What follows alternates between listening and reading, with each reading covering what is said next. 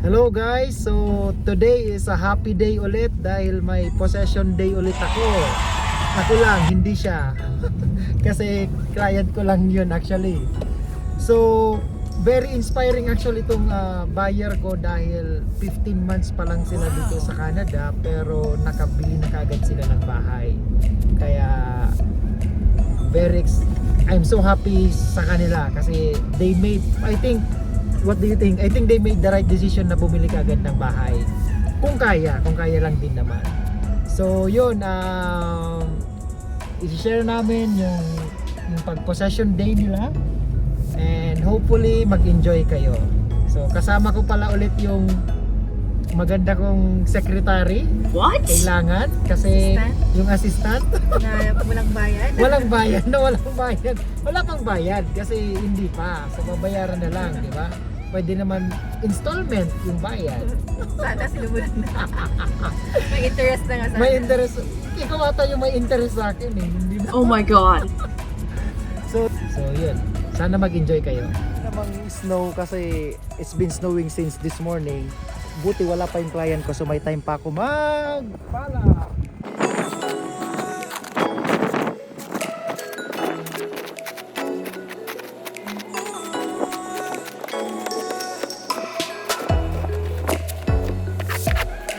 Ayun, nagsiset up ulit yung pinaka maganda kong secretary. Woo! Napagod ako. Buti na lang wala pa sila. So ang ganda actually nitong bahay nila. And very snowy. Ayun oh, medyo madami-dami yung gift natin ngayon.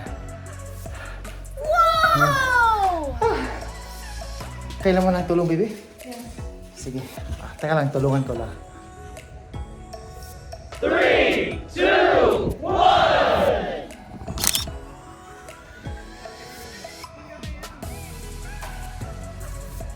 Three. Ayun no. Yes!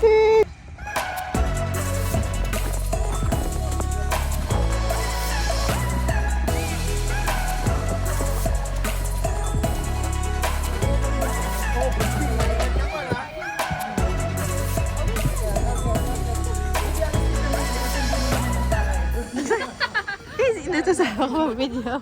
Oh my God, pumasok.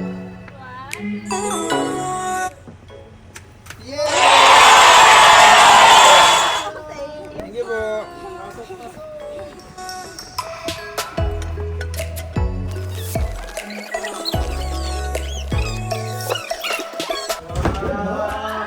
Okay lang dito tayo dito. May lang. Para ma-enjoy mo yan, regalo mo yan. Kailangan mo yan.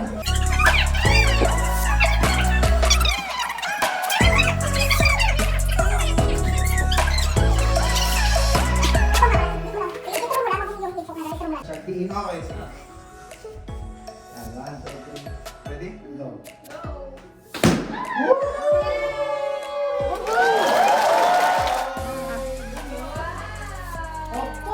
Open your gift po.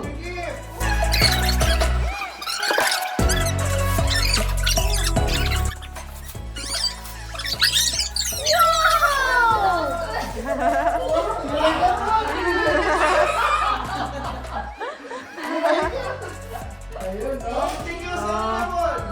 Welcome. Merry Christmas. Thank you. You're welcome. Ito lang, very inspiring yung kwento nito ni Kevin. How long ka na dito, Kevin?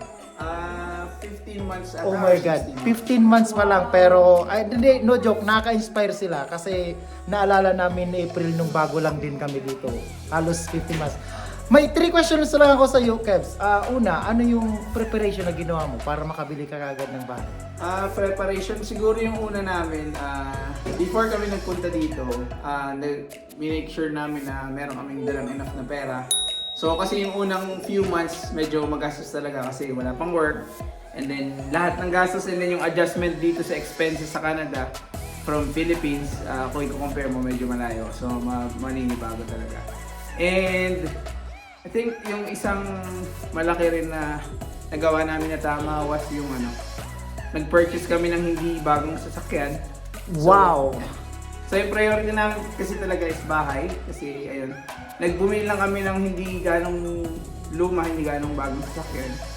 And ayun, then sa help ni wife, pag-iipon namin, din nagtitipid, and then yung budgeting talaga yung number one. And yun, kaya unti-unti namin na-build yung down payment, and yun, eventually yun na, natuloy na.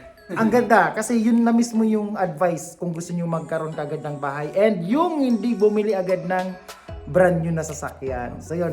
Pangalawang question, Kevin, ano yung challenges naman?